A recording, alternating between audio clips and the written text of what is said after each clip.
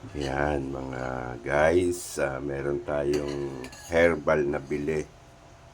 Yan, herbal yan ha. Mga iba-ibang klaseng puno, dahon. Tapos ano to?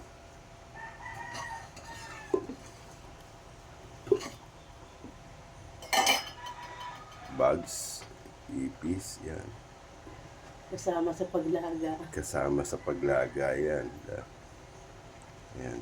Pag gusto mong guminhawa ang iyong pakiramdam at gumaling sa sakit, yan, kailangan uminom ka ng herbal na yan. Halo-halo yan. May mga kahoy. Yan. At merong parang ipis. Yan.